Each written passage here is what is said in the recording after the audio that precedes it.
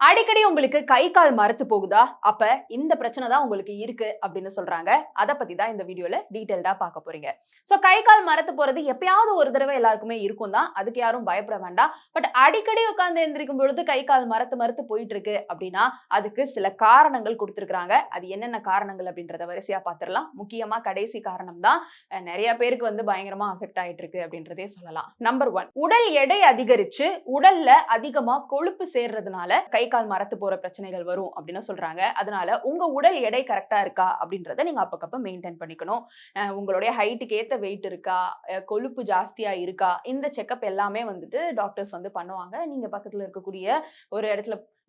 இருக்கக்கூடிய டாக்டர்ட்ட போயிட்டு இந்த செக்கப் அடிக்கடி பண்ணிக்கோங்க. நம்பர் 2 2 பக்கமுமேவும் உடல் மரத்து போறது. இல்லாது இந்த காலும் மரத்து போகும், இந்த காலும் மரத்து போகும் அப்படின்றதுக்கு நீரிழிவு கூட ஒரு காரணமாக இருக்கலாம் அப்படின்னு சொல்றாங்க. அதனால நீரிழிவு நோயாளிகளோ, இல்ல நீரிழிவு இருக்குமா அப்படின்ற டவுட்ல இருக்கிறவங்க நீங்க போய் ஒரு செக்கப் பண்ணிட்டு இனிஷியல் ஸ்டேஜ்லயே எந்த பிரச்சனையை கண்டுபிடிச்சாலும் சீக்கிரமா சரி பண்ணிட முடியும். அதனால அப்பக்கப்ப நீங்க ஒரு மெடிக்கல் செக்கப் பண்ணிக்கிறது நல்லது. நம்பர் 3 கை கால்கள் மரத்து போறது ஒரு சில பேருக்கு இருந்தாலும் சில பேருக்கு தலை வந்து மரத்து போகும் அப்படின்னு சொல்றாங்க. தலையில ஒரு பக்கம் மட்டும் திடீர்னு ஒரு வேளை மரத்து போகுது அப்படின்னா அதை வந்து ரொம்ப சீரியஸா எடுத்துக்கணும். பிகாஸ் அது பக்கவாதம் ஏற்படுறதுக்கான ஒரு அறிகுறியாகவும் இருக்கலாம் அப்படின்னு சொல்லப்படுது. நீங்க உடனடியா டாக்டரை போய் கன்சல்ட் பண்ண வேண்டியது ரொம்ப ரொம்ப நல்லது. நம்பர் 4 வைட்டமின் B12 குறைபாடு இருக்கிறதுனால கூட கை கால்கள் மரத்து போகலாம். இது ஒரு அறிகுறி. அந்த அறிகுறியை நீங்க எடுத்துக்கிட்டு நீங்களா போய் வைட்டமின் B12 கேப்சூல்ஸ் வாங்கி சாப்பிடணும்னு அவசியமே கிடையாது.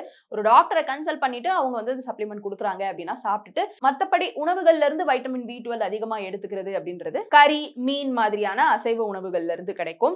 முக்கியமா நீங்க ஒரு ஈரலோ இல்ல சுவரொட்டியோ இந்த மாதிரி கூட வந்து எடுத்துக்கலாம்.